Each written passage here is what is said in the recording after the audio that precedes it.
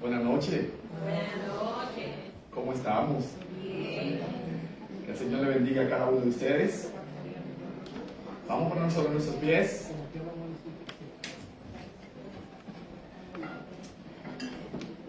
Y vamos a comenzar este tiempo especial que hemos planificado para esta fecha, para recordar y celebrar y gozarnos en esta noche, como hemos hablado y presentado el propósito de este tiempo como una iglesia que sostiene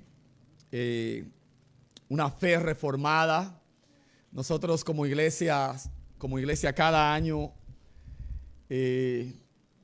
nos ocupamos en algún aspecto de la reforma protestante y hemos tenido conferencia, hemos tenido conversaciones, hemos tenido programas, tanto interno como externo. Nosotros aquí como congregación, en otras ocasiones hemos tenido conferencia en donde invitamos iglesias hermanas.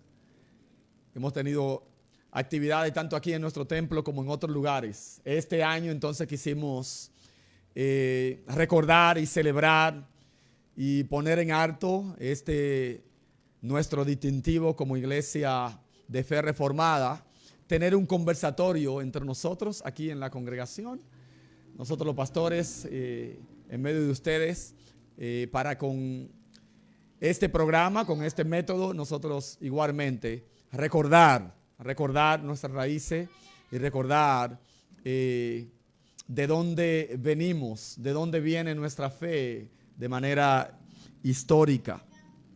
Yo le voy a animar a ustedes que vayan a la escritura en Romanos capítulo 1, Romanos capítulo 1, y leamos desde el versículo 1 hasta el versículo 17, Romanos capítulo 1, versículo 1 hasta el versículo 17.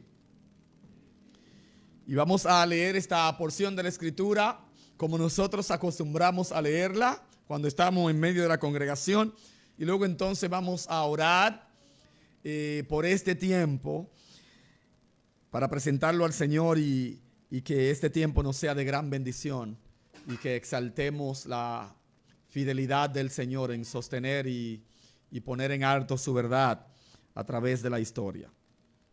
Dice el texto: Pablo, siervo de Jesucristo, llamado a ser apóstol, apartado para el evangelio de Dios, que él había prometido antes por sus profetas en las santas escrituras, acerca de su Hijo, nuestro Señor Jesucristo, que era del linaje de David según la carne,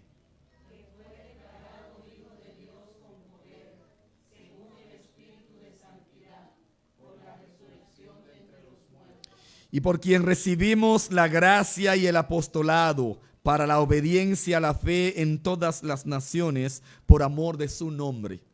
Entre las cuales estáis también vosotros, llamados a ser.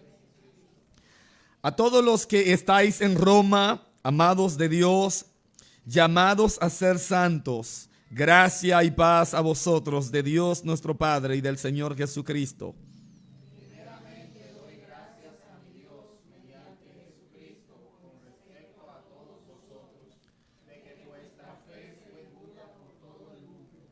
Porque testigo me es Dios, a quien sirvo en mi espíritu en el evangelio de su Hijo, de quien sin cesar hago mención de vosotros siempre en mis oraciones.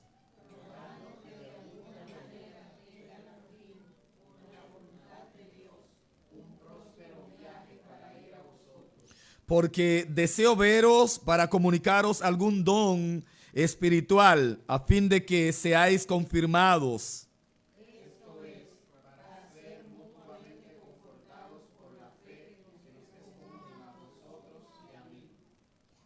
Pero no quiero, hermanos, que ignoréis que muchas veces me he propuesto ir a vosotros, pero hasta ahora he sido estorbado para tener también entre vosotros algún fruto, como entre los demás gentiles.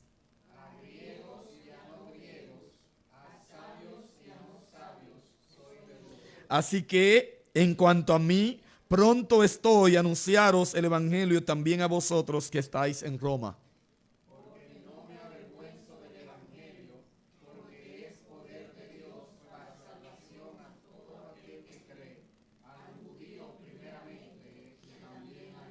Amén. Vamos a leer todo este texto, versículo 17, a la cuenta de 3, 1, 2, 3. Porque en el evangelio la justicia de Dios se revela por fe y para fe, como está escrito.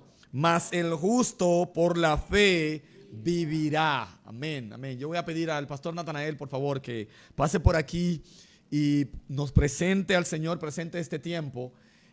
Al Señor en oración, para que el Señor pueda ser exaltado en esta noche, porque se trata de Él, se trata de la historia, se trata de Él, como dice una de nuestras canciones. Él es el Dios de la historia, y que en este tiempo entonces nosotros podamos ser afirmados en la fe que sostenemos y podamos ser bendecidos en este tiempo. Pastor Natanael, pase por aquí, por favor, y diríjanos en oración. Oremos. Oh soberano Dios y Padre nuestro, que habitas en los cielos, pero que ha decidido también morar en el corazón de los creyentes a través de su Santo Espíritu. Nosotros hoy, como un cuerpo, la iglesia, nos reunimos, Dios, para hablar de este tema tan relevante para nosotros como iglesia. Y es relevante, Señor, porque esta historia es su historia. Es la historia de la redención, de cómo se ha venido desarrollando y cómo usted, oh Dios, ha guiado a su iglesia para que dependa absoluta y completamente de su palabra en todo lo que tiene que ver con vida y práctica, con doctrina. Oh Señor, gracias por darnos el privilegio esta noche de estar aquí para recordar una vez más estos eventos históricos que nos apegan a los principios eternos de su palabra y que nos recuerdan la identidad nuestra como iglesia y nos dan una luz de que no somos un fenómeno en la historia, sino, Dios, que seguimos la verdad que su iglesia siempre ha creído desde la fundación. Señor, rogamos que usted en esta noche nos conceda poder disfrutar este tiempo, poder recordar, poder ser edificados, que su Santo Espíritu, oh Dios, guíe nuestros corazones para ser receptivos, para oír estas cosas, para hablar estas cosas y para que la hagamos de tal manera que usted siga recibiendo toda la gloria y toda la honra. En el nombre de poderoso de Jesús oramos. Amén y amén.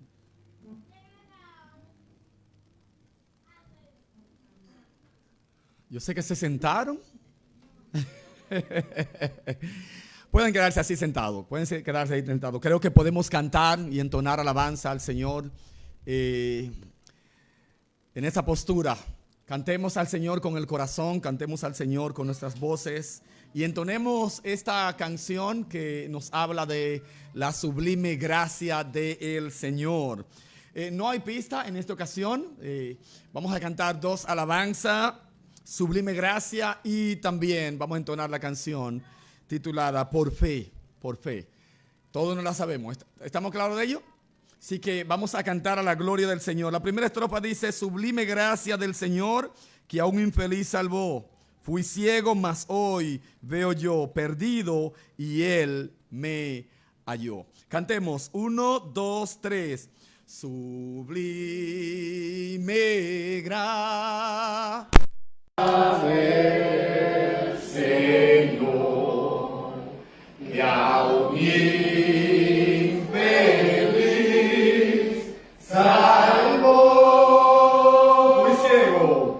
Fui ciego,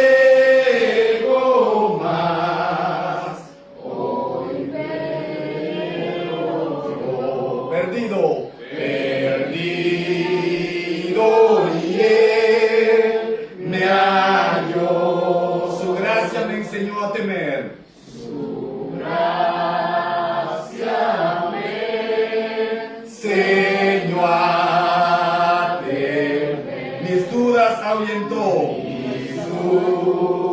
das aliento. Oh, cuán precioso fue a mi ser. Oh, cuán precioso fue a mi ser. Cuando Él me transformó. Me transformó. Ya libre soy. Ya libre soy. Dios me salvó. Y mis cadenas. Ya Él rompió. Y como un río. Fluye el perdón. Sublime gracia, inmenso amor.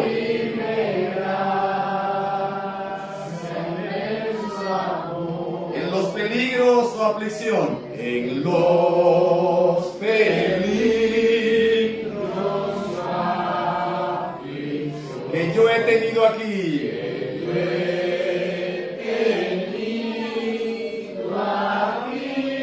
Su gracia siempre me libró.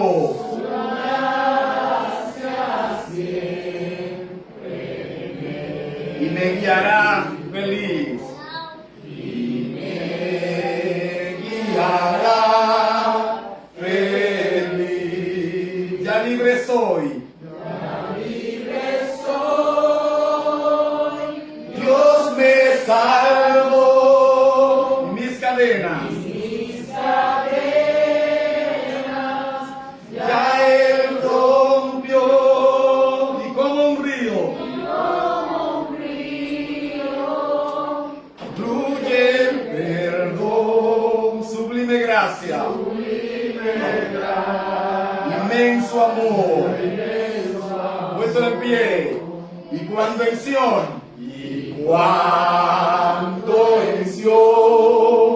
por siglos mil, brillando esté, cual sol. Yo cantaré por siempre allí.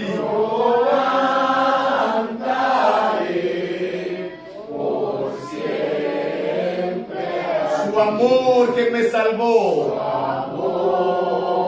Que me salvó. Ya libre soy. Dios me salvó. Y mis cadenas.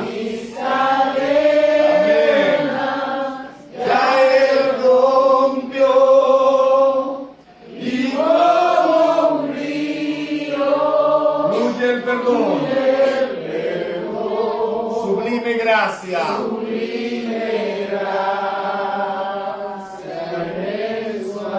Sublime gracia.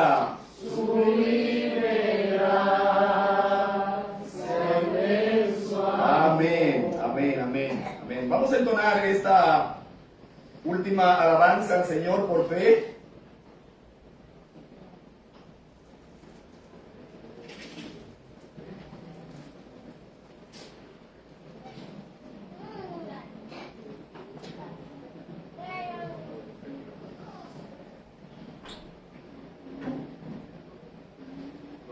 Esta se titula Por fe veremos a nuestro Dios en el plan que Él creó en la eternidad, en la vida de los fieles que llamó a vivir por fe y no por ver. Sus promesas como rocas son, sus promesas cumple nuestro Dios. Nos movemos solo por la fe en Él, vivir por fe y no por ver. La primera estrofa entonces dice, por fe veremos a nuestro Dios en el plan que Él creó en la eternidad. 1, 2, 3. Por fe veremos a nuestro Dios en el plan que Él creó en la eternidad. En el plan que Él creó en la eternidad. En la vida de los fieles que Él llamó. En la vida de los fieles que Él llamó. A vivir por fe y no por ver. A vivir por fe y no. Amén. Sus promesas como rocas son. Sus promesas como rocas son. Sus promesa cumple nuestro Dios. Promesas cumple nuestro Dios. Nos movemos. Nos movemos solo por la fe en Él. Vivir por fe y no por ver. Vivir por fe y no Por fe el justo vivirá. el justo vivirá. Por la fe caminamos junto a Él. Por la fe caminamos junto a Cogiendo al Él. invisible protector. Cogiendo al invisible Vivir por fe y no por ver. Vivir por fe y no Sus promesas como rocas son. sus promesas como rocas son. Sus promesas cumple nuestro Dios. Sus promesas cumple nuestro Dios. Nos movemos solo por la fe en Él. Vivir por fe. Vivir por fe y no Por fe profetas hablaron fiel. profetas hablaron fiel. Por la fe proclamaron la verdad. Por la fe proclamaron El Mesías prometido en Edén. el Mesías prometido. El que la muerte venció en la cruz. El que la muerte venció en la Por fe la iglesia se moverá. La iglesia se moverá. Con poder del Espíritu de Dios. El Espíritu Y las huestes del infierno no podrán. y las huestes del infierno no Amén. Dañar la obra de nuestro Dios. dañan la obra de nuestro. Por fe los montes se moverán. Los montes se moverán. Si la fe permanece en Jesús. Permanece en Jesús. El poder del Evangelio librará.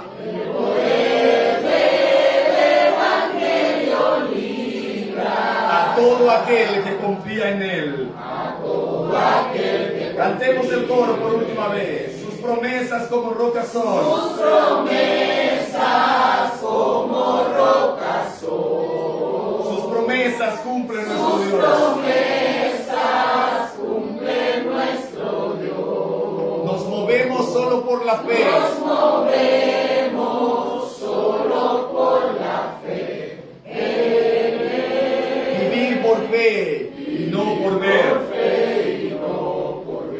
Amén. Padre, gracias le damos por permitirnos entonar alabanzas a usted en medio de la congregación. Gracias por su bendita gracia. Gracias por el regalo de la fe. Gracias, Padre, por Cristo.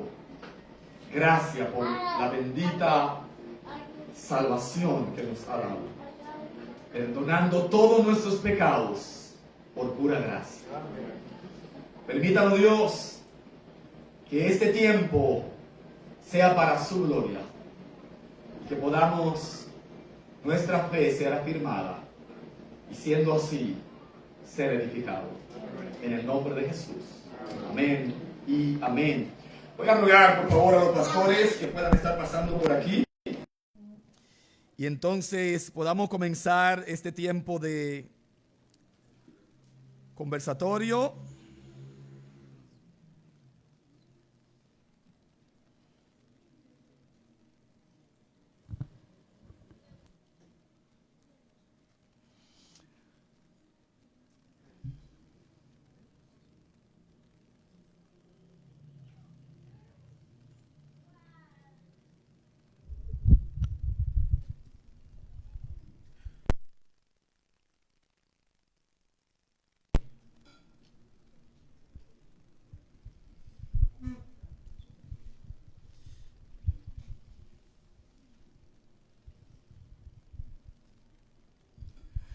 Bien, una vez más, damos gracias al Señor por este tiempo, damos gracias al Señor por permitirnos congregarnos en esta congregación, por congregarnos en esta iglesia que el Señor ha guardado que el Señor ha preservado.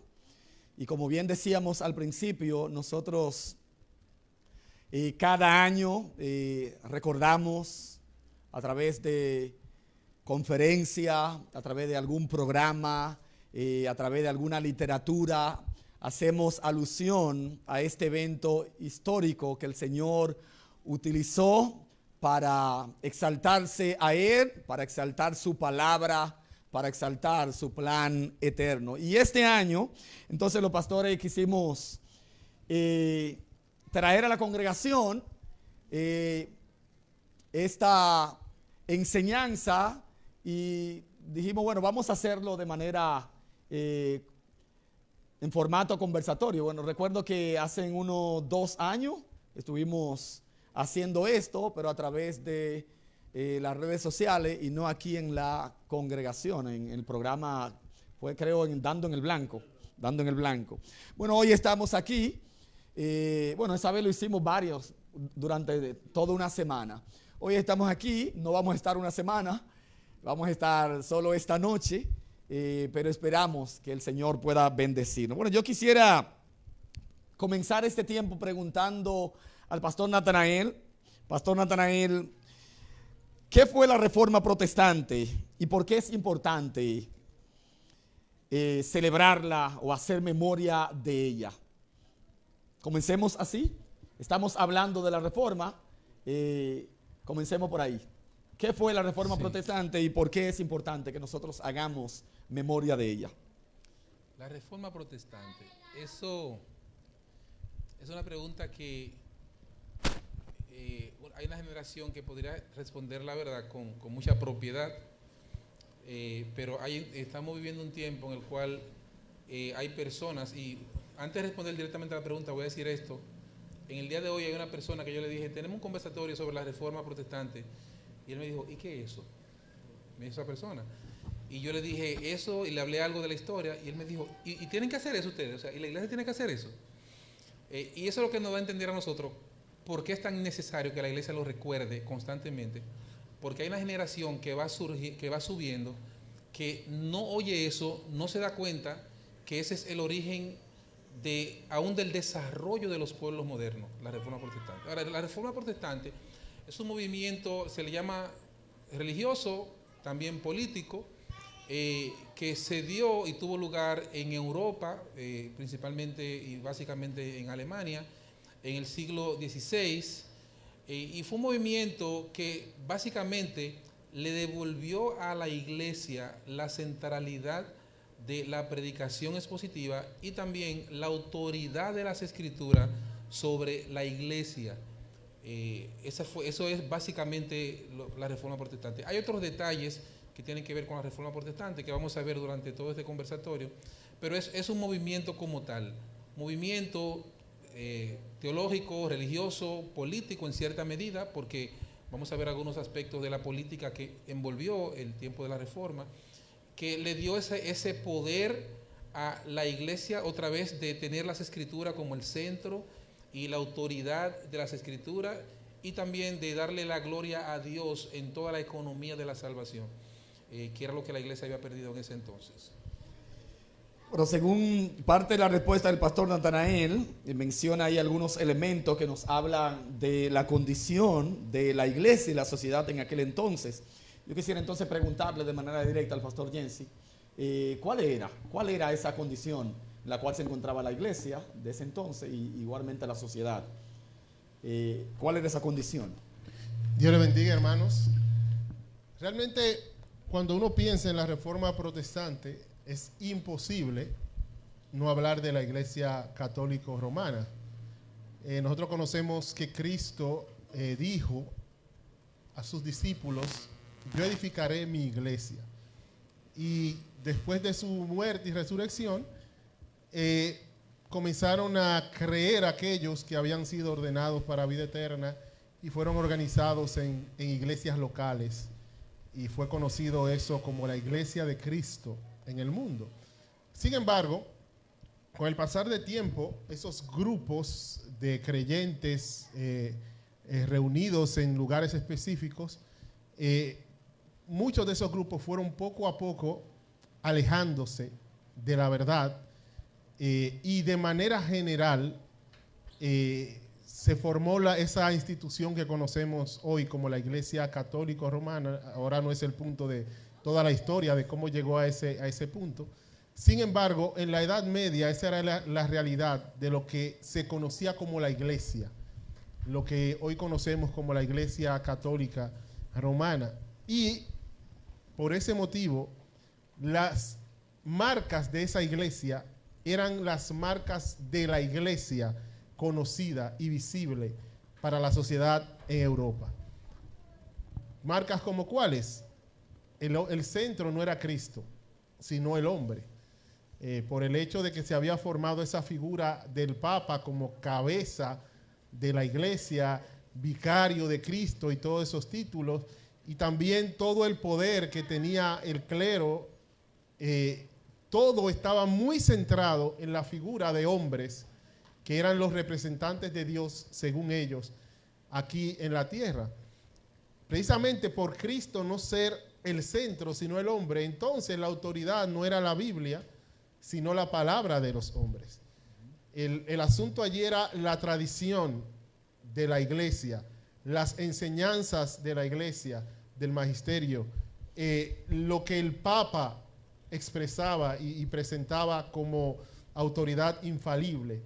Y esa era la autoridad y no las escrituras, a tal punto de que las escrituras no estaban en manos del pueblo, porque las escrituras no estaban traducidas en el idioma del pueblo. Las misas eran en latín y los religiosos y ciertas personas hablaban latín, no el pueblo. Así que la Biblia no era de acceso siquiera para todos. Pero aparte de eso, de que Cristo no era el centro, sino el hombre, la Biblia no era la autoridad, sino la palabra de los hombres. Eso acarreaba otras cosas, como por ejemplo, que el evangelio no era predicado, sino una religión humanista. El evangelio bíblico, el evangelio que predicó Cristo, el evangelio que fue encomendado a los apóstoles, el evangelio de la gracia de Dios, de la justificación por la fe, no era proclamado, sino las enseñanzas de esa iglesia corrompida y que era más bien un sistema ritualista de religión humanista, de salvación por mérito y no por gracia, de salvación a través de santos y otros mediadores, sino a través de Cristo. Y eso afectaba a toda la sociedad, por cuanto la iglesia, precisamente por no tener un concepto bíblico, ocupaba un lugar en la sociedad que no es el lugar que debe ocupar la iglesia.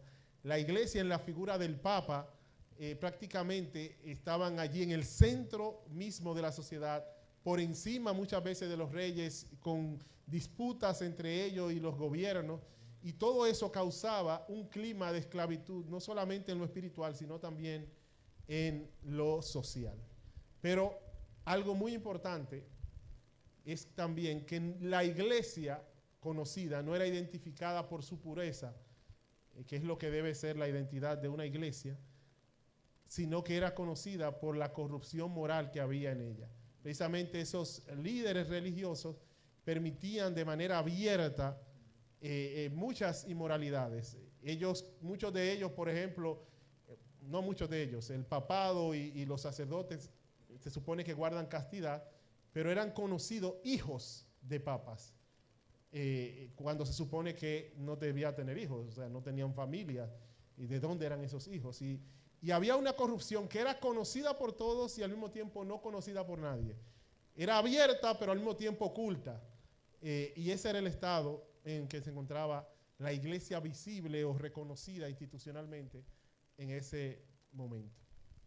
Muchas gracias. ¿Puedo abundar un poquito? O sea, añadir algunas cosas. Para que veamos lo interesante, hermanos, que es analizar eso que decía el pastor Jensi, de cuál era la condición, porque eso va a dar lugar a por qué tuvo éxito la Reforma Protestante. Porque si nosotros leemos la historia, vamos a ver que antes de la Reforma hubo un grupo de personas que intentaron hacer reforma y eran quemados en la hoguera, eran castigados, como por ejemplo Wycliffe, Juan Hus, que fueron quemados. 100 años antes, ese fue quien dijo, creo, en 100 años se levantará uno que no podrán detener, y se dice que a Lutero. Pero el punto es que la iglesia era tan poderosa que cuando alguien se levantaba con un discurso diferente al de los papas, aún la sociedad apoyaba a la iglesia y mataba al hereje, como le llamaban ellos. Pero en ese momento, como dice el pastor Jensen, ya la credibilidad de la iglesia había caído por el suelo.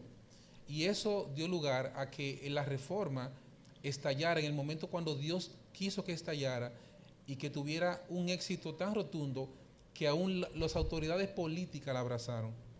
Para poner un ejemplo, Dante Alighieri, que era un sacerdote, era un monje, y escribió la Divina Comedia. En su libro de la Divina Comedia, él presenta unos viajes que él da al cielo y al infierno. Y él describe su experiencia en cada uno de esos viajes, también al purgatorio. Y una de las cosas que él menciona, siendo un monje, es mencionar algunos papas que él vio en el infierno. O sea, cuando tú ves que Dante, siendo un monje, dice, vi al papa fulano en el infierno, eso no era más que una crítica directa a cómo estaba la vida de la iglesia en ese momento. Y eso entonces fue todo un camino que Dios fue abriendo para cuando llegue ese momento de la reforma, entonces tuviera el éxito tan rotundo como lo tuvo. ¿Cómo dio inicio esa reforma? Bueno, el inicio de la reforma, nosotros en la historia lo vemos situado con la publicación de las 95 tesis de Martín Lutero. Pero nosotros creemos también que inicia en el corazón, antes de las 95 tesis ser clavadas, inicia en el corazón de Lutero, y todo tiene lugar cuando él da su primer viaje a Roma. Cuando Lutero da su primer viaje a Roma, Lutero era tan amante de las cosas de Dios, y él amaba tanto a la iglesia como tal, que cuando él llegó a Roma y la vio y vio la ciudad encumbrada, él dijo, Roma 3 veces santa. Gritó de alegría a ver la ciudad de Roma, porque entendía que era el centro del cristianismo. Pero una vez entra y hace vida con los hermanos allí en Roma y con la iglesia como institución, entonces a él se le fue todo el ánimo, porque él encontró toda clase de aberraciones allí. Es allí entonces donde tiene lugar el tema de las indulgencias, entre otras cosas, que es lo que tenemos que entender para que sepamos por qué se escriben las 95 tesis. La 95 tesis es el inicio de este movimiento religioso, la reforma, y fueron 95 declaraciones o desafíos, podríamos decir, que Lutero escribe y lo pone en la puerta de la catedral de Wittenberg. La catedral de Wittenberg es una iglesia del pueblo, y la puerta era donde se ponían los anuncios, era como un mural, como los murales que tenemos nosotros, el anuncio para el pueblo o para la sociedad. La gente cruzaba por ahí y veía cualquier anuncio escrito sobre la puerta. Él puso eso ahí como un llamado a un debate sobre temas teológicos que él entendía que la iglesia estaba andando mal. Y no lo hizo con el propósito de dividir la iglesia, ni tampoco de salir de la iglesia, cosa que veremos más adelante cómo él fue expulsado y no salió de su propia voluntad. Pero es así como inicia realmente la reforma protestante. Inicia en el corazón de Lutero cuando él ve las aberraciones con la venta de indulgencias de Juan Texel, con las aberraciones en Roma, entre otras cosas de las prácticas religiosas, y entonces él presenta las 95 tesis y la clava en la catedral de Wittenberg, desafiando a las autoridades que le demuestren por la escritura que sus prácticas son legítimas. De esa manera entonces estalla todo un movimiento, porque habiendo una oportunidad como lo que fue el invento de la imprenta, esas tesis y esos escritos de Lutero se divulgaron por toda Alemania, y eso entonces dio lugar a lo que hoy nosotros conocemos como la Reforma Protestante. Nosotros estamos convencidos de que Dios es quien gobierna la historia. De hecho, como hemos leído y escuchado, la historia es la historia de Dios, y Él gobierna de manera providencial. Y eso lo hace utilizando medios. Partiendo de ahí, demos respuesta, Pastor Jensen, si pudiera respondernos y argumentar un poco sobre cuáles fueron esos personajes o esos siervos del Señor que Él utilizó como ente principal de este lado del cielo. Precisamente Recordábamos hace un momento con el hermano Ambiorix, cuando hablábamos en el libro de Nehemías, hace tiempo atrás en la escuela dominical, y algo que repite el libro de Nehemías es el hecho de la buena mano de Dios, y también el libro de Esdras. Y ambos libros nos muestran cómo Dios levanta. El libro de Esdras dice que Dios despertó a Ciro, que Dios despertó a ciertas personas, que la buena mano de Dios estaba con Esdras, la buena mano de Dios estaba con Nehemías. Y Dios así es que obra en la historia. Él usa hombres débiles que se le pueden señalar errores, que se le pueden señalar defectos y aún pecados. Sin embargo, son los instrumentos que Él en su misericordia y soberanía decide utilizar para su propia gloria. Y en esa época, en esa etapa de la historia, tenemos que mencionar, aunque hay muchos más, pero hay 3 hombres que generalmente deben ser mencionados cuando se habla de la Reforma Protestante. En primer lugar, es lo que mencionaba el pastor Aminadá, Martín Lutero, y hay que mencionarlo precisamente porque la Reforma dio inicio con él. Claro, hubo antes, personajes como Huss, Wycliffe y otros hombres que se enfrentaron a la iglesia y que Dios quiso en su soberanía que en ese momento no siguiera adelante la reforma que ellos querían llevar a cabo. Pero Dios en su providencia y soberanía quiso que sí tuviera éxito cuando Él puso eso mismo en el corazón de Lutero. Así que tenemos que mencionar a Lutero sí o sí porque fue ese instrumento que Él utilizó para dar inicio a la Reforma Protestante. Sin embargo, también tenemos que mencionar a Calvino, Juan Calvino, como muchos le llaman el teólogo de la Reforma, y su valor precisamente tiene que ver mucho con eso. Es como que Lutero comienza un movimiento, redescubre ciertas verdades, y entonces hay un hombre que dice, pero esto hay que organizarlo. ¿Qué es lo que creemos realmente? ¿Cuál es la coherencia de todas estas doctrinas? ¿Cómo armonizan todas estas verdades? ¿Cómo respondemos a nuestros oponentes? ¿Qué es realmente lo que nosotros creemos? Y bueno, Dios usa a Calvino en esa empresa, de organizar, de sistematizar, de escribir. Y tenemos ahí en muchos de nuestros estantes la institución de la religión cristiana. Un libro donde Calvino expresa al rey de Francia cuál es la fe reformada. Y entonces de manera detallada va presentando los puntos del sistema teológico de la Reforma. Y por eso entonces tenemos que recordar y hablar de Calvino y de su influencia entre nosotros. Pero también hay que mencionar a Zwinglio, un rico Zwinglio como nosotros decimos, porque este hombre, esa teología reformada que Lutero dio ese puntapié inicial, que Calvino sistematizó, Zwinglio entendió que debía ser llevado a la práctica en la vida de la iglesia. Y entonces es con Zwinglio que vemos cosas como la simplificación del culto. De ahí nace lo que se conoce ya una iglesia con un nombre de iglesia reformada. Y entonces él apela a que el culto debe ser regulado por la Biblia. Hay que sacar todas las imágenes, hay que volver a la sencillez de la Biblia. Y cuando entre nosotros hablamos de eso, de que debe haber un principio regulador en la adoración, que debemos hacer la cosa conforme a la Biblia, que debemos simplificar el culto no de acuerdo a las tendencias de la iglesia evangélica de hoy, sino qué dice la Escritura, cómo debe adorarse a Dios. Bueno, Dios usó mucho en ese aspecto a Zwinglio para devolver esa sencillez de la adoración a la iglesia, que con él en Suiza comenzó a llamarse como la Iglesia Reformada Suiza. Entonces, obviamente hubieron otros hombres como John Knox en Escocia y otros más que Dios le utilizó, pero hay que mencionar a estos 3 porque uno regresó, vamos a decir así, a la doctrina bíblica, otro la sistematizó y el tercero que mencioné procuró que la vida de la iglesia fuera conformada a esa misma teología en la práctica. Muchísimas gracias. Acabamos de escuchar acerca de los principales siervos que el Señor utilizó para traer y poner a flote su verdad.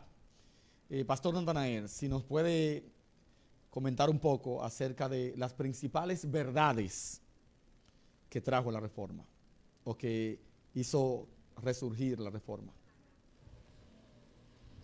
Sí, la Reforma enfatizar la enseñanza de la Escritura y poner otra vez el púlpito en el centro, en lugar de la mesa de la Eucaristía, como se le dice. Entonces, lo que sale a relucir son esas verdades de la Escritura que nosotros en otras ocasiones hemos enseñado y hemos dado conferencias. Las 5 solas, y se le llama las 5 solas de la Reforma. Y son 5 solas porque cuando la analizamos están concatenadas una con otra y son solas que le quitan el protagonismo al hombre en la obra de la salvación y se lo devuelven al dueño, que es a Dios. Nosotros hemos hablado sobre solo fe, solo gracia, solo Cristo, solo a Dios la gloria. Esa es la última. Me falta una, ¿verdad? Sola Escritura, sí, gracias, sí, sola Escritura. Que son las 5 solas que enarboló, que levantó, que puso en alto como bandera la Reforma Protestante, y que cuando nosotros la vemos, cuando quitamos una de ellas, entonces se cae todo el muñeco, porque están enlazadas una con otra. Cuando nosotros vemos esto, vemos como el hombre, como bien decía el pastor Jensen en su primera intervención, el hombre era el centro de lo que es la salvación. Cuando un hombre tiene que hacer penitencia para ser salvo, entonces el hombre tiene un papel protagónico y entonces el hombre es el centro de lo que es la obra salvadora. Pero cuando Lutero y los reformadores comenzaron a enseñar la Escritura con claridad, de modo tal que todos entiendan, entonces los hombres comenzaron a ver que nadie era suficiente para ser salvo y que Dios era el único protagonista en la salvación. Por tal razón, Dios tenía que llevarse toda la gloria en lo que tiene que ver con la salvación. Amén, amén. Esa respuesta del pastor Natanael nos sitúa específicamente dentro de la iglesia y el campo religioso. Sin embargo, nosotros sabemos, y la historia está ahí, que la Reforma Protestante no solo impactó y transformó la vida de la iglesia, sino que también influyó en la sociedad. Pastor Jensi, si pudiera argumentarnos un poquito sobre esto. Sí, precisamente la Reforma impactó en toda la sociedad y podríamos decir que por 2 motivos. El primer motivo es por la realidad bíblica de que el Evangelio, como está vinculado con todo, y la Escritura tiene que ver con todo porque es la palabra del Dios creador, entonces donde es honrada la Biblia y dada a conocer, pueden haber cambios más allá de las paredes de la iglesia, cambios sociales. Por ejemplo, nosotros podemos leer en el libro de Hechos, capítulo 19, cuando Pablo está predicando en Éfeso y todo el mundo escucha el Evangelio, y Pablo comienza a decir que no son dioses los que se hacen con las manos. Eso estaba produciendo cierto impacto en aquel lugar, al punto que hubo una revuelta y buscaron la forma de callar al apóstol Pablo porque ellos temían que terminara siendo destruido el templo de Diana. Algo que sucedió después, no con Pablo allí en Éfeso, pero en la historia de la iglesia al final terminó siendo destruido el templo de Diana, precisamente por la influencia del cristianismo.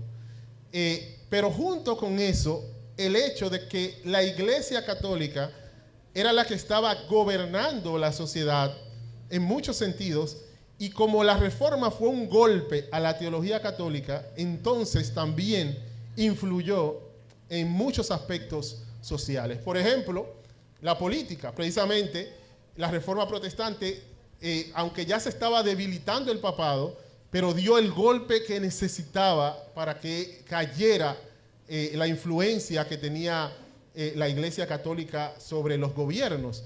Y eso entonces permitió libertad, que comenzaran a desarrollarse la libertad en las naciones. Pero junto con eso vinieron otros cambios. Por ejemplo, la economía. Tuvieron que pasar de una creencia en que el único trabajo digno era el trabajo religioso y que todos los demás trabajos eran males necesarios, hay que trabajar porque imagínate de qué vamos a comer, a entender que cada trabajo era digno.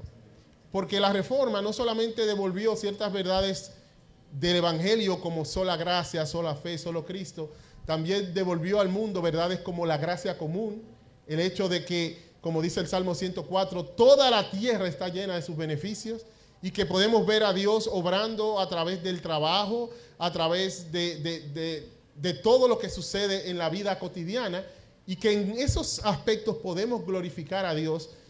Eso hizo que el trabajo secular, como comúnmente se dice, fuera visto como digno y que el hombre puede servir a Dios desde sus trabajos, como dice el libro de Colosenses, todo lo que tú hagas, inclusive trabajos en ese momento de esclavo hacia su amo, háganlo como para el Señor y no para los hombres.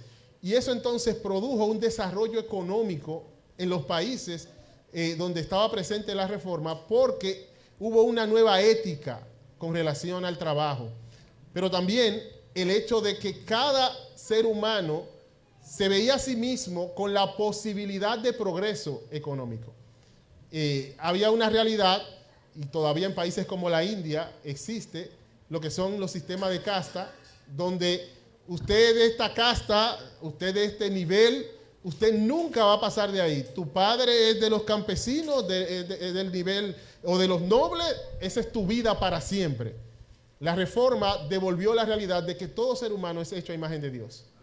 De que no hay una casta, de que yo no estoy en este nivel como de forma estática y que no hay nada que yo pueda hacer en la vida para salir de ahí.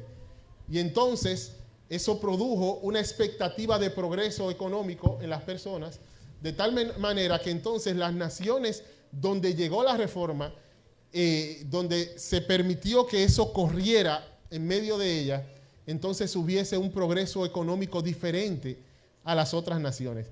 Me llamó la atención el otro día una persona que comentaba acerca de asuntos sociales y todo lo demás, y alguien decía en las redes sociales, pero justamente las naciones que se proclaman como no religiosas son las naciones que están bien económicamente, y comenzó a argumentar sin saber que esas naciones que él menciona simplemente están disfrutando de la consecuencia de la Reforma y que hoy día ya ellos tienen ese fruto que vino desde el tiempo de la Reforma, pero que no fue su ateísmo la que la hizo próspera. Y ese es el punto. Ya son prósperas, pero recién, mucho después de la Reforma, esas naciones comenzaron a despegarse de esos principios cuando ya eran naciones desarrolladas. Y el punto es que la Reforma influyó en la economía de esas naciones. Eso no tiene nada que ver con la teología de la prosperidad, simplemente es verdades que liberaron a la sociedad de ciertos pensamientos que no permitían el progreso económico en esas naciones. Pero también, cuando hablamos de las artes, el arte en la Edad Media estaba limitado al culto. Esa era la idea del arte. Alguien va a pintar un cuadro para que sea adorado, porque eran idólatras.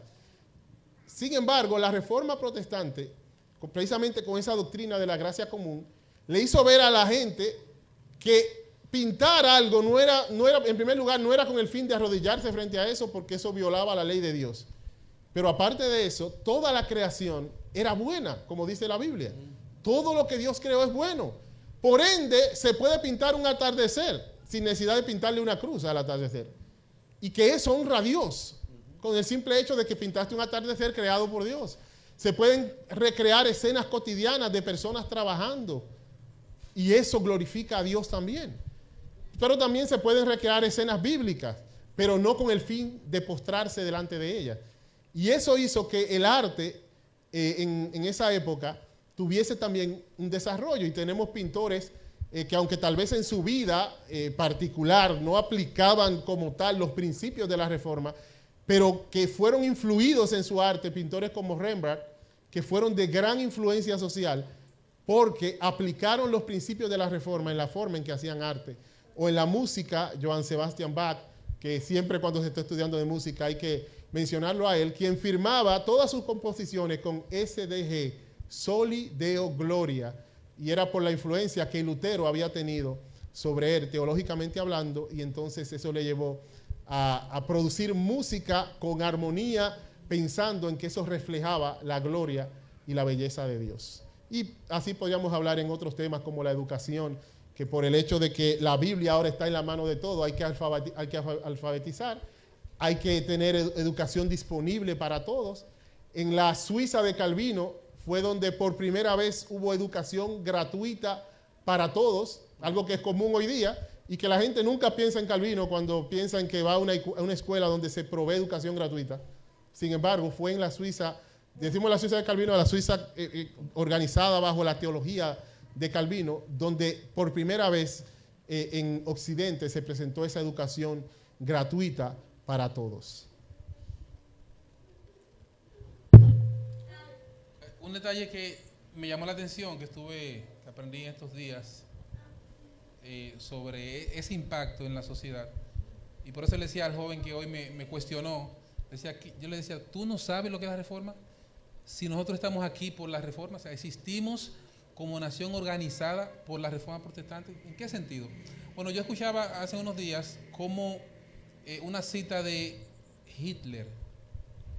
Hitler fue un dictador sanguinario, y todos nosotros quizás hemos escuchado la historia de las guerras mundiales. Él participó en las 2 guerras, y Hitler encabezó uno de los ejércitos y naciones más poderosas de su tiempo, que tuvieron que reunirse muchas naciones para vencerle. Pero Hitler dijo en un momento, Martín Lutero creó Alemania y Martín Lutero creó nuestro idioma. ¿Por qué él dijo eso? Bueno, porque como decía el pastor Jensi, una de las cosas que hizo la reforma fue devolverle la Biblia a la gente, porque la Biblia estaba solamente en latín, las misas se hacían en latín, y el idioma latín solamente lo hablaban la alta alcurnia, la alta sociedad. El pueblo no hablaba latín, y Europa en un alto porcentaje, súper alto porcentaje, era bárbara, no tenía educación. La educación era exclusiva para los millonarios, para la gente del palacio, para mantenerse siempre gobernando. Usted ve cómo hoy los hijos de los gobernantes no estudian en la escuela pública.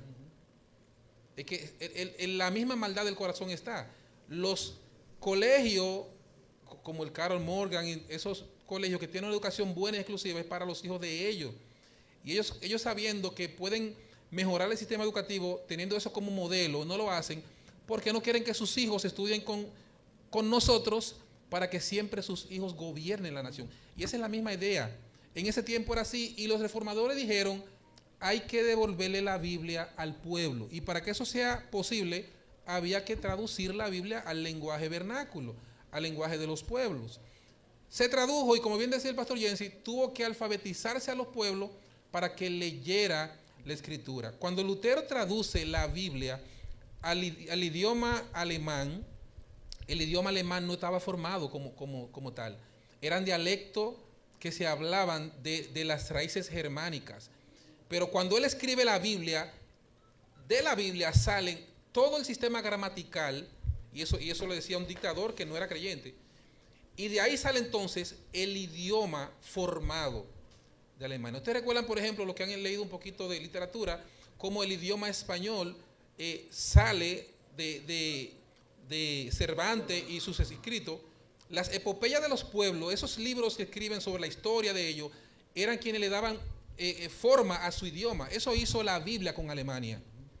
Yo tengo un amigo alemán que ustedes conocemos, Abracadabra, como nos dice, que él me dice que allá en Alemania, explique octubre, eso. Explique por qué, el abracadabra. ¿Por qué él nos dice abracadabra? Sí, es un amigo que tengo de Alemania, que él dice que él es ateo, y a nosotros, a los cristianos, a los pastores, él nos dice abracadabra. Cuando yo le digo, mira, un compañero, dice, es un abracadabra.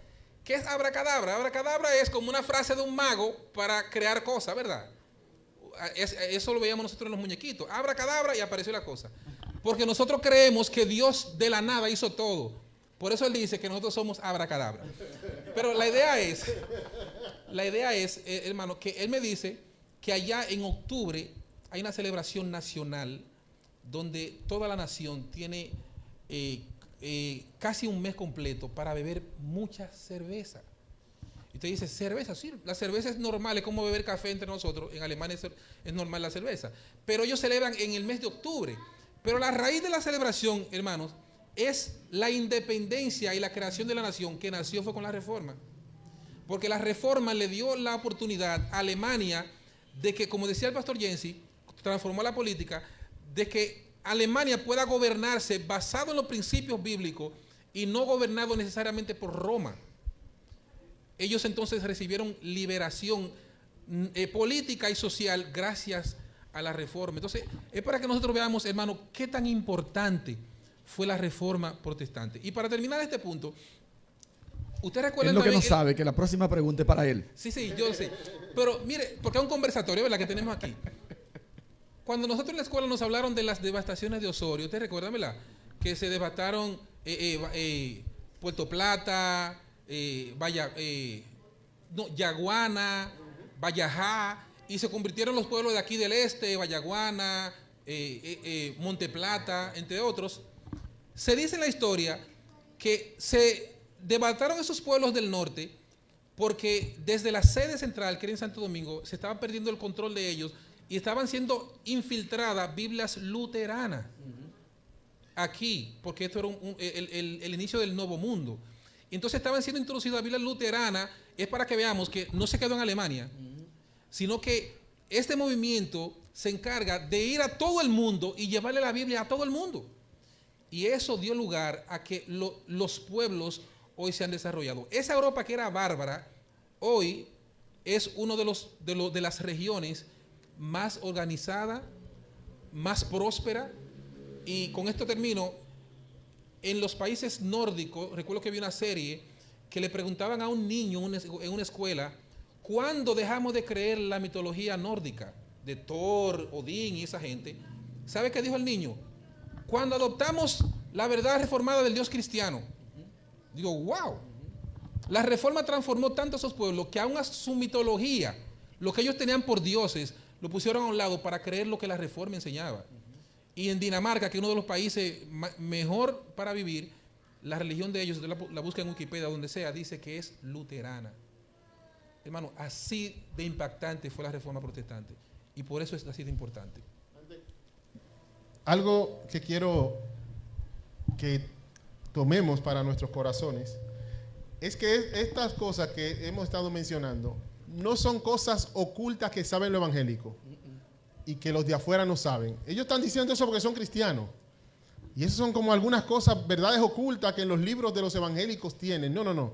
Eso es historia general. Historia que en cualquier libro de historia secular tienen que mencionarlo. Yo recuerdo siempre, yo no recuerdo que nos enseñaron eso, que la maestra dijo algo, pero siempre tengo en mi mente una imagen de un libro de texto de sexto que decía Calvino, que yo en ese tiempo ni idea quién era, y otra que decía Lutero. ¿Qué dijeron de eso? Honestamente no recuerdo. Pero siempre recuerdo esa imagen. ¿Por qué? Porque eso es parte de la historia conocida. Y la historia conocida tiene que reconocer que este movimiento influyó para bien a la sociedad. Hay un escritor llamado Max Weber, que no es creyente, que él escribió un libro llamado La ética protestante y el espíritu del capitalismo. Y él dice una frase, las ideas tienen consecuencias. Y la idea que él presenta allí, que no era creyente, era precisamente que el calvinismo, específicamente el calvinismo, influyó en la forma en que se desarrollaron las naciones en la economía. Pero él no estaba hablando de una perspectiva teológica, él no cree en Dios, él no está defendiendo ninguna postura, simplemente un sociólogo hablando de lo que él vio en la sociedad. Menciono esto para que entendamos que estamos hablando de historia que todo el mundo conoce, pero que no valora, precisamente porque no le importa el cristianismo, el hecho de que el evangelio fue que hizo ese bien a la sociedad. Amén. Hasta el momento hemos estado escuchando acerca de el hecho histórico y su impacto en la sociedad de aquel entonces y la actual.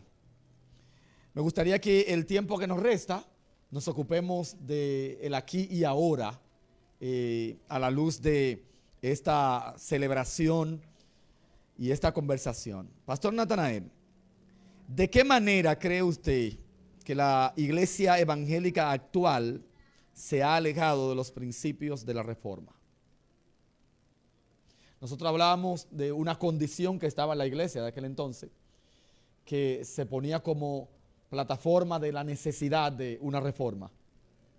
Actualmente hay una condición.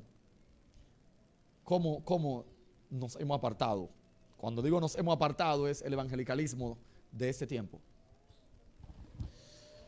Bien, si partimos que la reforma, lo primero que hace, como dicen muchos escritores, es poner en el centro, como algo simbólico, pero poner en el centro de la iglesia, del templo, del auditorio, el púlpito, para que quien gobierne todo lo que se va a hacer sea la escritura.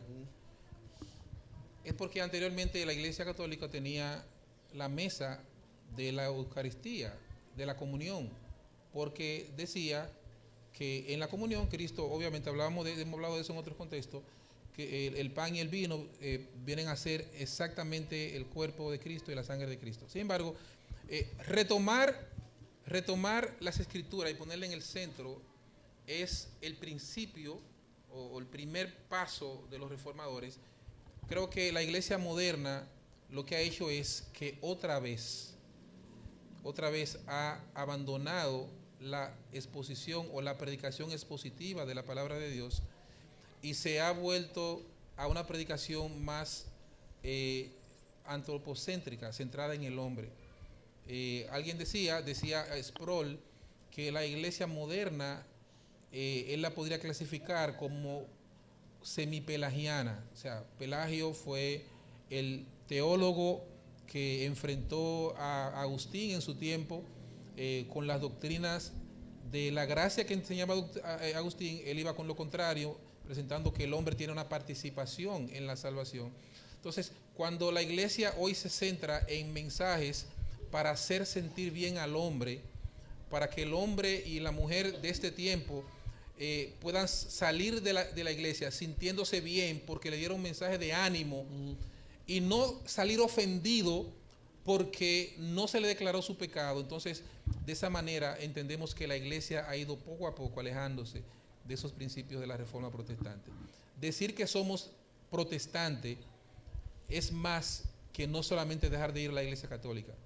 Decir que somos protestantes es abrazar los principios que le dieron lugar a la Reforma. Y esos principios comienzan con una exposición seria y detallada de la palabra de Dios. ¿Por qué? Porque cuando detallamos y exponemos la palabra de Dios con claridad, hay dos cosas fundamentales que nosotros abrazamos. Lo primero es que a la sociedad y a la iglesia le recordamos la importancia de la santidad de Dios. Dios es santo y su santidad permea toda la sociedad y permea toda la vida de las personas.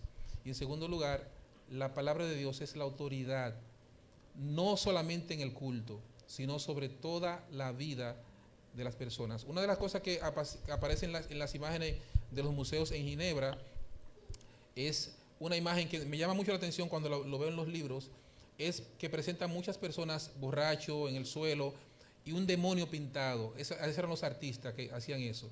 Y decían ellos, ese demonio lo que significa es que Satanás está detrás de todos los vicios. Pero entonces, paralelo a esa imagen aparece una imagen donde está unas manos gigantes y hombres trabajando en el campo con los bueyes. Y ellos decían, lo que significa eso es que detrás de todo trabajo honrado está Dios. Cuando las escrituras enseñadas con claridad y sencillez, aún el hombre de un campo más remoto entiende que las cosas más elementales que hace son para la gloria del Señor. Y eso se recupera cuando entonces la iglesia otra vez enseña con claridad la palabra de Dios. Amén. ¿Quieres argumentar algo? Sí. ¿Sabes que ayer no. Sí, fue ayer. Con los hermanos que están en el proceso de membresía, hablábamos de cómo cuando tú ves a la iglesia evangélica de hoy teniendo diversas personas que dicen que hablan con autoridad de Dios, eso es un retroceso totalmente. a lo que fue la Reforma Protestante. Y aún peor, porque por lo menos en ciertos lugares en la Iglesia Católica tienen a personas específicas, que él es el que habla, y que cuando él habla ex cátedra, el Papa está hablando con infalibilidad papal. Sin embargo, en las iglesias evangélicas en nuestro entorno hay muchos papas por todos lados. Es más, cada creyente se constituye un papa cuando quiere. Así es. Y eso es un retroceso a la pre-reforma, pero en una potencia mayor, porque entonces ahora es totalmente subjetivo. Cada creyente puede hablar con infalibilidad papal cuando dice, el Espíritu me reveló. Y eso realmente es abandonar los principios de la Reforma. Y decir, yo soy protestante, pero al mismo tiempo decir que cada persona o cualquiera o los que tengan el don que ellos dicen que tiene, puede hablar en nombre del Espíritu de Dios sin la Biblia, es negar la doctrina que enseñó la Reforma Protestante. En ese último comentario, yo lo dije en mi interno. Wow. No es ligero esa comparación que hace el pastor. Estamos llenos de papas. Y es una realidad eso. Lo que es el papa en el sistema católico y la autoridad que tiene es por lo que hace y por lo que ellos le han instituido. Así están llenas las iglesias. Y es triste. Es triste. ¿Sí? Sí, porque al enseñar la Biblia con claridad, y eso es de lo interesante de ese comentario, una de las cosas que la iglesia comprende con claridad es que ya no es necesario, y que nunca fue necesario después de Cristo, de nosotros depender de un hombre como mediador para que lleve nuestras oraciones a Dios. Porque lamentablemente, hermanos, la iglesia tradicional, el tradicionalismo, iglesia católica romana, aún continúa con la práctica de lo confesionario y que él recibe las oraciones o las confesiones y lo lleva a Dios. Una de las cosas que la Reforma le enseñó a la iglesia, a los feligreses, es que nosotros somos sacerdotes. El sacerdocio del creyente. Cada uno de nosotros tiene libre acceso al trono de la gracia de Dios. O sea, yo no tengo que entrar al trono a través del Papa, ni a través de un sacerdote cualificado, como le dicen ellos, sino que cada creyente, como bien decía el pastor Jens, y queremos enfatizar eso que bien decía el pastor Jens al final, es porque aunque parezca ligero, hermanos, cuando usted asume la posición de el intérprete cualificado de las cosas de Dios, sin Biblia, usted es un pequeño papa, lamentablemente, y así muchas iglesias modernas hoy tienen figuras que son hasta alabadas, que son reconocidas, y es tan tal que escuchan a ver qué es lo que él va a decir lo último, sin Biblia, sin consultar la Escritura. No, lo dijo el pastor. Si lo dijo el pastor, esa es la verdad. Pero hermano, tú tienes una Biblia, tú puedes leer tu Biblia. Sí, no, pero mi pastor dijo tal cosa. Es un catolicismo romano, con otro matiz, pero un catolicismo romano. Siendo así, pastor Jensi, ¿qué debe hacer la iglesia actual para regresar a los principios de la Reforma? Precisamente lo que el pastor Amin decía al principio, como la Reforma devolvió el púlpito, y no es hablando del púlpito de madera como tal, sino la centralidad de la predicación de la palabra, devolver eso a la iglesia, un regreso primero a la predicación bíblica. ¿Qué es la predicación bíblica? Tomar el texto bíblico, interpretarlo en su contexto y a la luz de toda la historia redentora y aplicarlo a la vida de la iglesia. Y primero debe comenzar por ahí. Muchas veces la predicación se minimiza porque hay otras cosas, porque en la vida, sí, pero cuando tú quitas el lugar que tiene lo que es fundamental por las cosas que son el fruto, hay un desorden mental en ese momento. Entonces no podemos perder el juicio. Todo lo otro va a resultar de la predicación y debe resultar de la predicación. Y si no está resultando de la predicación, está mal, pero no me hable mal de la predicación. porque todo lo otro depende de eso. Y entonces siempre hónrala. Y si tú tienes que criticar otra cosa y decir, pero falta esto, falta eso, pero la predicación está bien donde está. Porque ahí es que tiene que estar. Porque de ahí es que nace todo. Y aún nuestro juicio de ver muchas veces qué es lo otro que falta viene de la predicación. Sí. Porque escuchando la predicación entiendo qué más falta. Amén. ¿Me entiende? Entonces, nunca minimicemos la predicación. Oye, lo que queramos, pero la predicación no la minimicemos. Porque eso no resuelve nada. Porque todo comienza por la palabra, como veíamos el domingo con el pastor Fidel.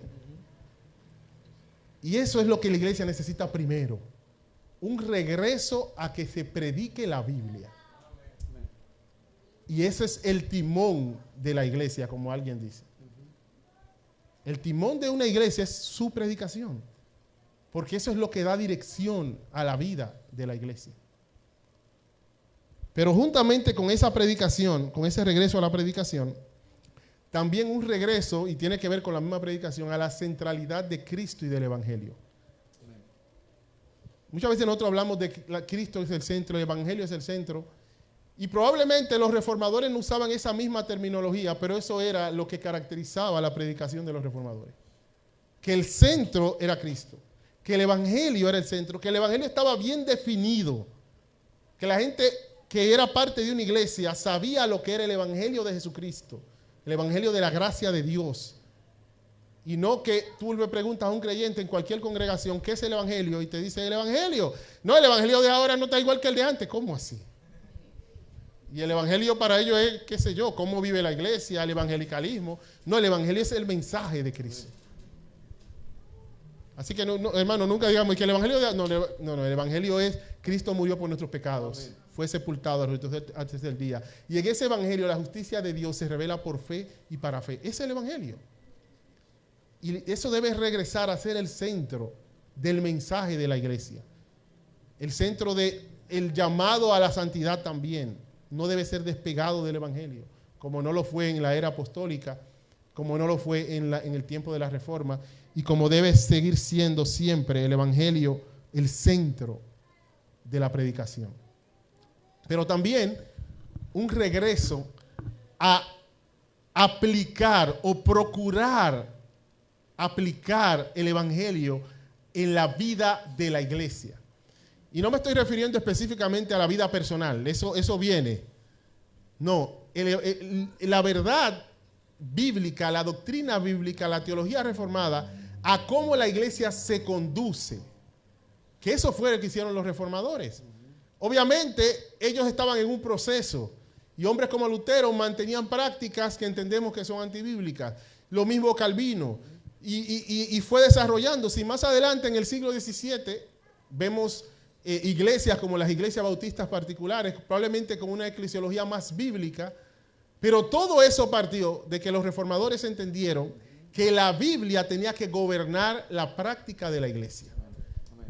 Y entonces regresar a la reforma es regresar a la predicación bíblica, pero también a decir, ven acá, ¿por qué estamos haciendo esto como iglesia? ¿Por qué practicamos esto de esta forma o de otra? Y detenernos y no pensar, no, es que hay que ser equilibrado, no, primero piensa si eso que estoy defendiendo tiene que ver con la cultura con que me formé, no con las escrituras. No, que a veces es muy exagerado, a veces vamos a detenernos. ¿Qué dice la Biblia? ¿Qué enseña las escrituras? ¿Cómo debe conducirse la iglesia? ¿Qué es lo que debe ser parte de la vida y el ministerio de una iglesia local? Eso es parte del regreso a la doctrina reformada. Porque esa fue la preocupación de esos hombres que obviamente dejaron un legado, un terreno para que otros lo desarrollaran más, pero que era el corazón que había detrás de cada una de las cosas que ellos hacían. Pastor Natanael, ¿cómo como iglesia nosotros podemos seguir creciendo en la aplicación de los principios de la reforma? Ok, bueno, hay tres cosas fundamentales y una cuarta, como hablan los...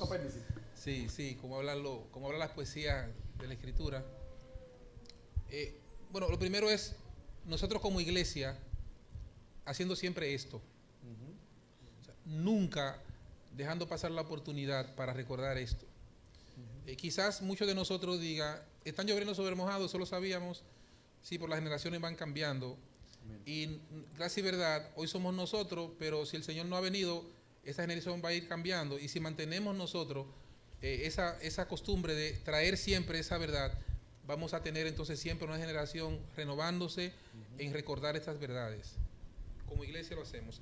Ahora, las otras tres cosas son, lo primero es procurar y mantener siempre una enseñanza sólida de las Escrituras. Cuando decimos una enseñanza sólida, no solamente predicar por predicar, no solamente enseñar por enseñar, no es nosotros solamente hacer algo como un ritualismo más, sino tener esa preocupación por hacer lo que Pablo hizo en Éfeso, de traer a la iglesia siempre todo el consejo de Dios, llevar siempre toda la verdad en toda la Escritura, cómo la historia de la redención está desarrollada desde Génesis hasta Apocalipsis, para que la iglesia pueda tener un manejo claro y sencillo de la Escritura y que puedan, por ejemplo, nuestras mujeres, las mujeres de la iglesia, tener la capacidad de enseñar a sus hijos la Escritura hasta el punto de que esa Escritura puedan hacerlos sabios para la salvación. Esa capacidad sin tener que ir a un seminario teológico, solo porque su iglesia le enseña las Escrituras con solidez. Eso es lo primero. Lo segundo es una dedicación a la oración. ¿Por qué la oración? Porque la oración constante de una iglesia local les recuerda a los miembros lo poco que somos y lo mucho que dependemos del Señor. Mientras más nosotros estamos conscientes de la necesidad de orar, es porque estamos conscientes de que por más que creamos que sabemos mucho, dependemos de Dios.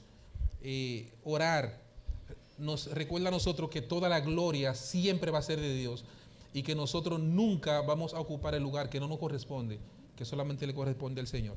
Las iglesias modernas han querido quitar a Dios del trono y han puesto al hombre. Debemos nosotros procurar, rogarle al Señor que nos ayude a orar constantemente, recordando lo insuficiente que somos y cómo Dios es el centro de toda la vida de la iglesia. Y en tercer lugar, la santidad, la práctica de la santidad. Una de las cosas que la Reforma Protestante enfatizó al enseñar la Escritura es que la vida de los creyentes debe corresponder con las verdades que estaban aprendiendo. La santidad es una marca sine qua non del creyente. Y una de las cosas que también Lutero enfrentaba era que él veía que los papas y los sacerdotes, que eran la gente más santas, eran personas que tenían varios hijos, como decía Jensi, varios hijos que solamente lo sabían ellos y las mujeres, y después el pueblo se fue dando cuenta. ¿Por qué? Porque ellos no tenían una relación estrecha entre la práctica cristiana y lo que enseñaban. Es una vuelta a la santidad, que la iglesia no solamente se jacte de decir somos reformados, tenemos esa doctrina bien clara definida, tenemos la Confesión de Londres de 1689, que no nos jactemos, hermanos, solamente de eso, sino que procuremos crecer en santidad, en vivir como creyentes santos que honran a su Salvador. Amén. Ha hecho énfasis sobre la piedad y la santidad personal. Pastor Jensi, ¿cómo estos principios de la Reforma pueden afectar nuestra piedad personal? Bueno, en primer lugar, precisamente esos principios nos regresan a la autoridad de la Biblia. Y toda piedad nace de las Escrituras. Toda piedad nace de la palabra de Dios. Precisamente Pablo condena la piedad o la supuesta piedad que nace de los mandamientos de hombre. Cuando Pablo habla de personas que dicen no gusten, no manejen, ni aun toques en conformidad a doctrinas y mandamientos de hombre. Cosas que pueden tener reputación, dice Pablo, de sabiduría frente a la gente, pero no tienen valor alguno contra los apetitos de la carne.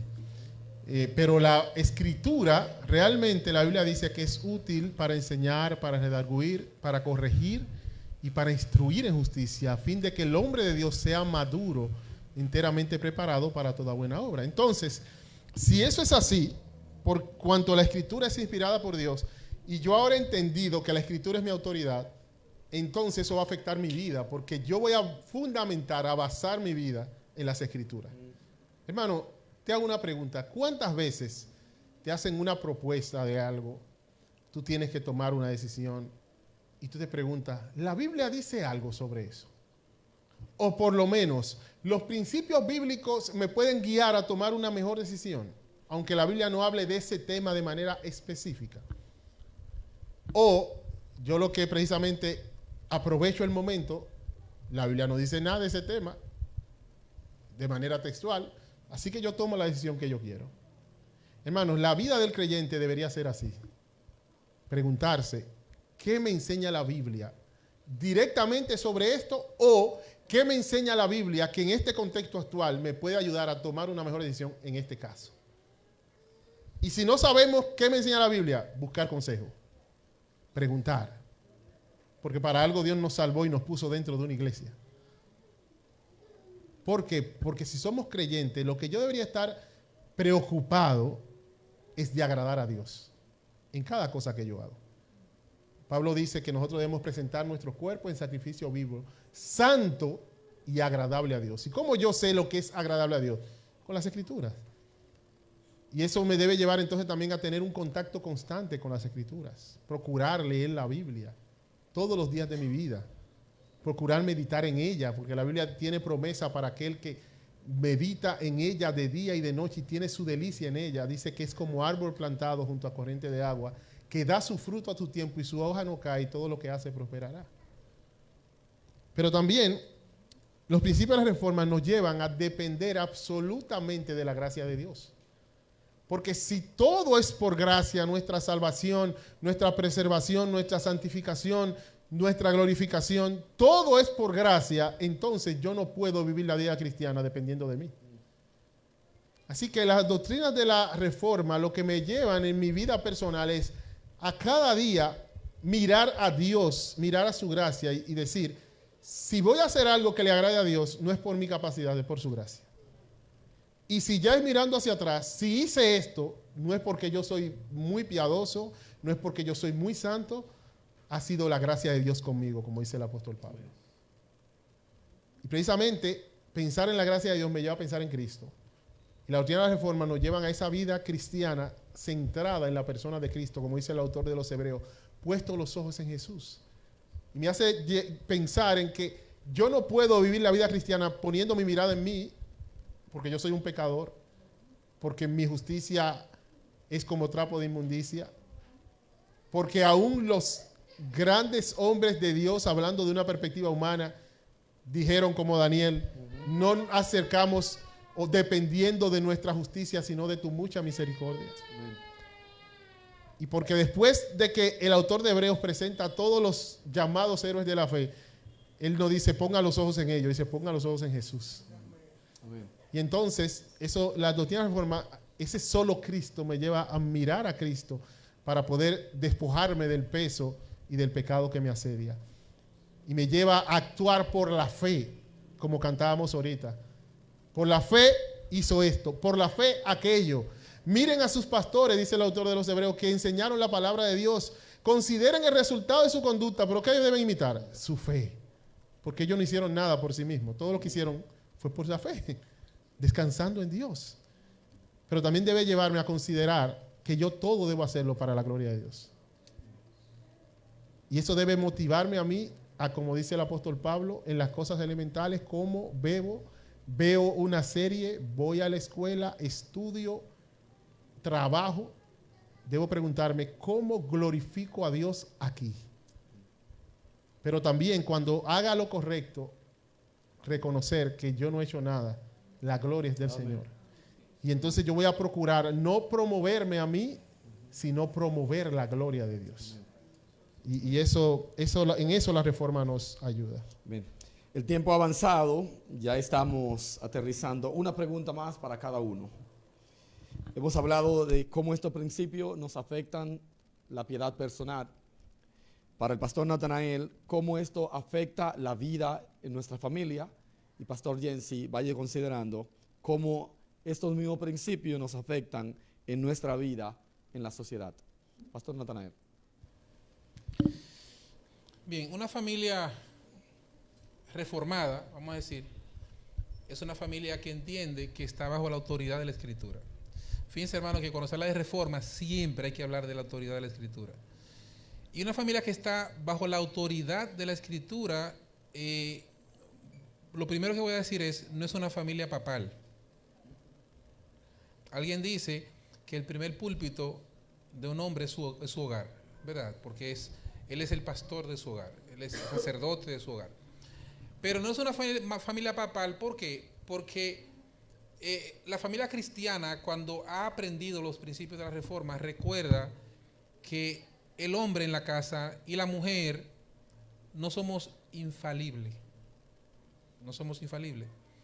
Eso quiere decir, hermanos, que nosotros debemos enseñar los principios de la gracia de Dios, pero también modelar esos principios. ¿En qué sentido quiero hacer énfasis? En el sentido de que a veces nosotros, como hombres, corregimos a nuestros hijos y a veces cometemos falta en el proceso de corrección. Y muchas veces no enseñamos a nuestros hijos verdadera piedad pidiéndole perdón cuando nos pasamos. Pidiéndole perdón. Estamos llamados nosotros a castigar a nuestros hijos, pero a veces nosotros nos pasamos. Y si nosotros queremos modelar un carácter de gracia, debemos también reconocer cuando lo hacemos mal. A veces nos humilla eso, a veces es difícil para nosotros, pero hermano, debemos tener una imagen ante nuestros hijos de que ellos vean y estén conscientes de que nosotros estamos conscientes de que no somos infalibles, de que podemos fallar y que también nosotros podemos en un contexto cualquiera aprender del contexto familiar. A veces nuestro orgullo nos lleva a creer que porque somos los hombres lo sabemos todo, y eso no puede ser así.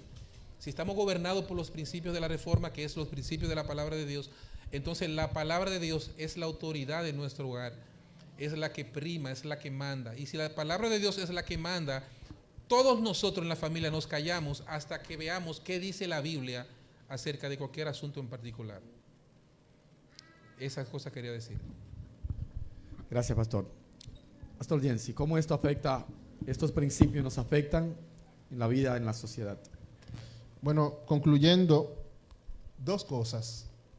Primero, procurar, obviamente por la gracia de Dios, con su ayuda, vincular todo a las Escrituras. Porque la sociedad no es algo a lo que nosotros tenemos que ir, nosotros vivimos en ella. O sea, no es que hay que trasladarse a otro lugar para estar en la sociedad. Nosotros vivimos sumergidos en la sociedad. Y entonces, si mi vida, yo trato de vincular cada aspecto de ella, incluyendo, por ejemplo, la familia, mi vida personal, mi vida en mi profesión, el trabajo, estudio, a un entretenimiento. Si yo trato de vincular eso a la Biblia, ¿de qué manera ajusto esta área de mi vida a las Escrituras? Yo voy a estar influyendo de una forma u otra en la sociedad a través del principio de sola Escritura. Y hermano, en serio, nosotros siempre influimos de una forma u otra en la sociedad. Nosotros estamos muy acostumbrados a esperar como impactos sensacionales.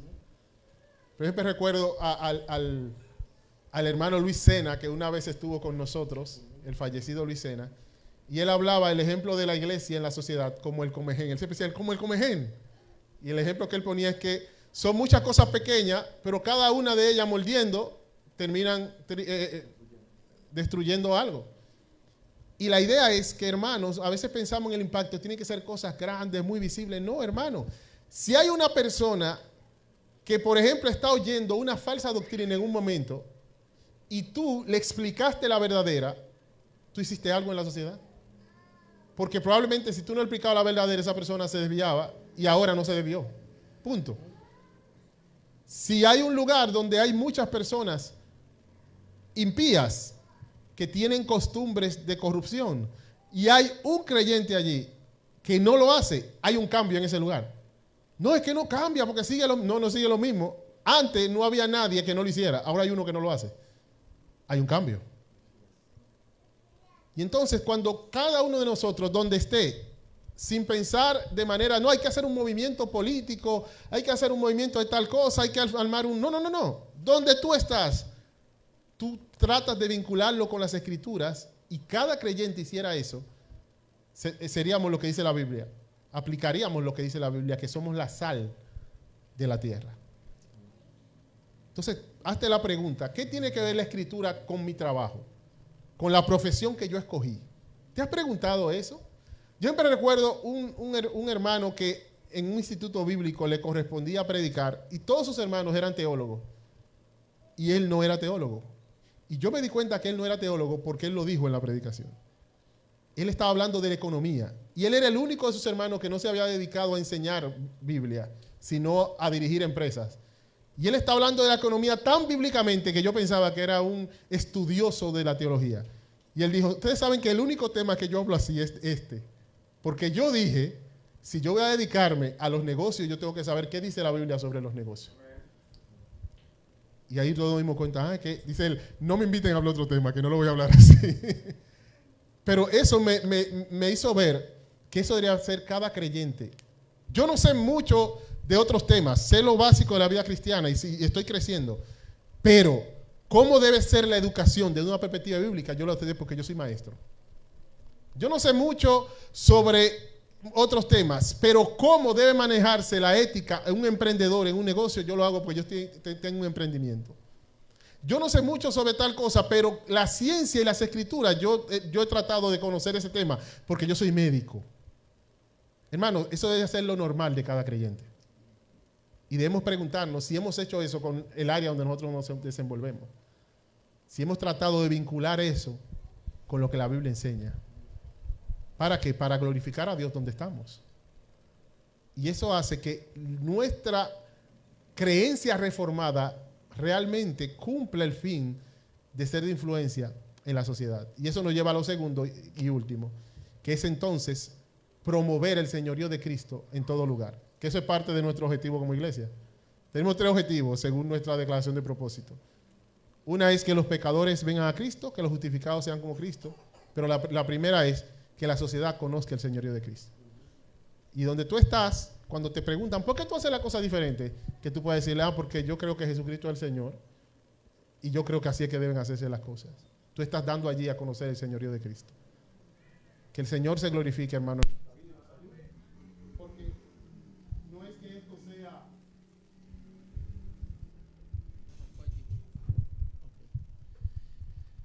Yo le estoy diciendo todo esto no como que es algo fácil, pero es algo en lo que debemos estar enfocados. Lo digo porque tuve mucho tiempo ese tipo de lucha en mi corazón donde he estado trabajando. Sin embargo, escucha lo que era, una lucha en el corazón. O sea, era algo de lo que yo procuraba, por la gracia de Dios, estar pendiente. No siempre lo iba a hacer de la mejor manera, pero si no estoy pendiente nunca, no lo voy a hacer de ninguna manera. Y el punto es que eso esté en mi corazón cada día y cada día levantarte, Señor, yo quiero glorificarte en mi familia, en mi trabajo, en mi estudio. ¿Cómo lo hago? Guíame, pedir consejo, procurar. ¿Lo vamos a hacer perfecto? No. Sin embargo, es responder al llamado de Dios de hacer todas las cosas para la gloria de Dios. Pastor, hermanos, este 31 de octubre la iglesia celebra la Reforma Protestante. Eso nuestros hijos tienen que entrarle por oreja, por ojo, nariz, por los 7 hoyos de la cabeza, como dice. Porque si no, mañana, nuestros hijos cuando le pregunten, ¿qué se celebra el 31 de octubre? Halloween. Y si usted estudia la historia de Halloween, es una fiesta pagana de origen católico. ¿Y por qué se sitúa en ese día? Hay probablemente una intención malsana de quitar de la mente de la gente la reforma para que celebren Halloween. Así como ya no se dice feliz Navidad, sino felices fiestas, porque quieren eliminar todo lo santo, todo lo que tiene que ver con Cristo, quieren eliminarlo del lenguaje de la sociedad. Que nunca Dios nos permita dejar de recordar la reforma a la iglesia y a nuestros hijos, para que siempre nuestros hijos su lenguaje sea conforme a esas verdades. Pastor. Fuerte aplauso, por favor. Damos gracias al Señor y por cómo concluimos con esta nota de devoción y también de advertencia a el compromiso que nosotros tenemos como padres de pasar el bastón a la generación que el Señor nos ha entregado en nuestras manos. Vamos a ponernos sobre nuestros pies, por favor. Y vamos a concluir este tiempo en oración, pidiéndole al Señor que nos permita ser una iglesia que valore el gobierno suyo a través de su palabra. Y que nos ocupemos en ser una iglesia centrada en la predicación de la palabra, centrada en las Escrituras, centrada en Cristo, centrada en la gloria de Dios. Y que el Señor nos permita estar sobrio en los tiempos en los cuales estamos viviendo, y que nos ocupemos en lo que nosotros debemos y necesitamos estar ocupados para la gloria de Dios y el bien de nosotros como familia y como iglesia. Padre, esto pedimos, que nos permita estar sobrio, que nos permita estar ocupado en las cosas que debemos estar ocupados. Gracias por este tiempo. Gracias por permitirnos hablar sobre esto en medio de nuestra congregación. Gracias por su gobierno, gracias por su soberanía, gracias porque la historia es su historia. Gracias porque usted, Señor, orquestó todas las cosas para traer gloria a usted en aquel entonces. Afectar la vida de la iglesia, afectar la sociedad de aquel entonces, pero también preservar su verdad hasta nosotros. Como iglesia, como creyente, como familia, también tenemos un desafío. Oh Dios, tenemos el desafío de reconocer en medio de nosotros qué está mal, qué no están dando de acuerdo a las Escrituras, y detenernos, como nos decía nuestro pastor Jensi, preguntarnos, ¿qué dice la Escritura acerca de lo que estamos haciendo? ¿Qué dice la Escritura acerca de la propuesta que me están haciendo? ¿Qué dice la Escritura en lo que estamos haciendo como iglesia, como familia, como individuo? Y que usted nos dé la gracia, Señor, de poder ser honesto delante de usted y ajustar nuestra vida en fe y en sumisión a las Escrituras. Ayúdenos, bendíganos, permítanos, Dios, ver la sociedad que nos rodea y ser sabio, andar de acuerdo a su voz, de acuerdo a su palabra, de acuerdo a sus Escrituras, en fe, en dependencia de Cristo, para la gloria suya. Ayúdenos, Dios. Bendiga esta su iglesia. No somos nosotros. No es la membresía de esta congregación que tiene a esta congregación así. Es usted, Señor. Queremos, Dios, que usted nos preserve para usted. Guarde el ministerio pastoral de esta congregación. Guarde el ministerio de la enseñanza. Guarde las familias de esta congregación. Guarde la membresía de esta congregación, Padre. Ayúdenos, Dios, a estar consciente de que todo lo que hacemos en la vida de iglesia, pero también como individuo, como familia, en la sociedad, todo lo que hacemos, lo hacemos delante de usted y tenemos el deber de hacerlo para usted. Sabemos que no podemos por nosotros mismos. Necesitamos de su gracia. Necesitamos de su asistencia, porque cumplimos el propósito de usted, es viviendo para usted, Señor. Ayúdenos, Dios. Bendíganos. Bendíganos como iglesia, y que año tras año, día tras día, generación tras generación, nosotros hagamos memoria de las grandes cosas que usted ha hecho en medio de nosotros, en medio de la historia, como este evento de la Reforma Protestante. Oh Dios, ayúdenos a ver que se trata de usted. Se trató de usted en aquel entonces, se trata de usted hoy. Usted gobierna, usted reina a través de su palabra. Ayúdenos a que este lema, sola Escritura, sea una realidad en nuestra vida, en nuestra familia, en nuestra congregación, en nuestro ministerio, en nuestra vida. Ayúdenos, Dios. Gracias por los pastores, gracias por el pastor Jensi, gracias por el pastor Natanael, gracias por los hermanos que están aquí en medio de nosotros. Gracias, Padre, por los hermanos y amigos que se conectaron a través de esta transmisión. Permítanos, Dios, permítanos ser de bendición a nuestra generación. Que todo lo que hagamos, lo hagamos con el propósito de que los pecadores, de que la sociedad conozca el señorío de Cristo, de que los pecadores vengan a Cristo y que nosotros, justificados en Cristo, todos los días estemos creciendo a semejanza suya. A usted la gloria en el nombre de Jesús. Amén y amén. Dios bendiga, amados hermanos, y muchas gracias por venir y compartir este tiempo en medio de nosotros.